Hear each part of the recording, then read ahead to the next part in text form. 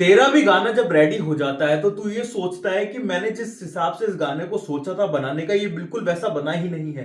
तो तुझे एक चीज समझनी पड़ेगी कि तूने जिस आर्टिस्ट को फॉलो करता है, जिसके अकॉर्डिंग तू एग्जैक्ट बनाने की कोशिश कर रहा है कि इस लेवल का गाना बन सके, उसके पीछे तू पहले ये तो समझ कि उस आर्टिस्ट के पास क्या क्या चीज है जो तेरे पास नहीं है।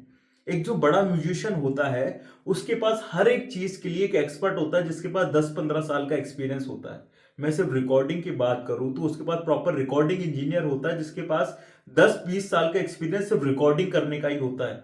मिक्स मास्टर जो करते हैं, प्रोड्यूस करते हैं, उन्होंने 10 से 20 हजार सॉन्ग प्रोड्यूस किए होते हैं। वहीं जो मैं और जो दूसरे लोग हैं जो अभी काम कर रहे हैं छोटे लेवल पर, उनके पास उतना एक्सपीरियंस नहीं है इतने गानों का कि वो इस लेवल का काम कर सके। उनको सुनकर भी पता चल जाता है कि किस हर्ट्ज की फ्रीक्वेंसी को हमें रिमूव करना है ताकि साउंड बेटर निकाला जा सके, क्योंकि उन्होंने वो 10-20 हजार का एक्सपीरियंस लिया है गाने को रिकॉर्ड करने का, उसको मिक्स मास्टर करने का। अगर आप किसी पिज्जा के दुकान पर जाते हैं तो पिज्जा के दुकान पर जो खाने का टेस्ट है वो अलग है, और हम वही चीज घर पर बनाते हैं वो अलग है, क्योंकि वो एक्सपीरियंस का इशू है, प्लस उनकी वो उस चीज में स्पेशलिटी है, हमारी उसमें नहीं है। अगर मैं स्ट्रिंग्स अपने गाने में यूज करता हूं तो मेरे पास रिकॉर्डेड स्ट्रिंग्स है जिसकी हेल्प से थोड़ा सा ट्वीक करके मैं कुछ नया बनाने की कोशिश कर सकता हूं। वहीं एक बड़ा जो म्यूजिशियन होता है, उसको अगर स्ट्रिंग्स रिकॉर्ड करनी है तो वो लाइव 20 म्यूजिशियन को लेकर के एक कमरे में रिकॉर्ड करता है सारी चीजें, सारे ड्रम, सारे इंस्ट्रूमेंट, और फिर उनकी हेल्प से आउटपुट निकालता है।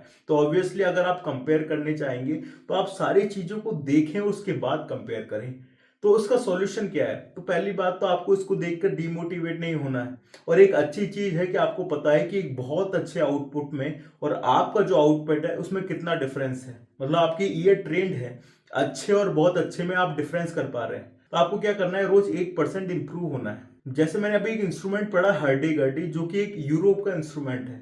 तो अगर मुझे अपने गाने के अंदर dark ancient type violin type का रिक्वायरमेंट होगा तो मैं उस इंस्ट्रूमेंट को यूज करूंगा, क्योंकि उसका जो यूनिक साउंड है वो मेरे गाने के अंदर भी एक यूनिकनेस क्रिएट करेगा। तो हमें रोज कुछ ना कुछ बेटर होना है, कुछ नई चीज सीखनी है म्यूजिक में, ताकि वो मैं जब अपने अगले गाने में अप्लाई कर सकूं, ताकि मेरा जो नेक्स्ट गाना है वो मेरे पहले गाने से बेटर साउंड करे। तो हमें वही चीज करनी है। दूसरा, हम अपने वॉइस पर काम कर सकते हैं, उसको यूनिक बनाने में, सॉन्ग राइटिंग पर काम कर सकते हैं रोज प्रैक्टिस करके। परफॉर्मेंस कैसे देनी है उसकी प्रैक्टिस की जा सकती है अलग अलग जगह परफॉर्म करके। तो उस चीज को तो कोई खरीद ही नहीं सकता है। आप जितनी मेहनत करेंगे वो उस चीज का आउटपुट निकाला जा सकता है, तो उसमें बजट का तो कोई इशू ही नहीं है। तो हमें रोज कुछ काम बेहतर करना है, रोज नई चीज सीखनी है, ताकि हम उस लेवल का आउटपुट निकाल सके जिसकी हम डिमांड करते हैं।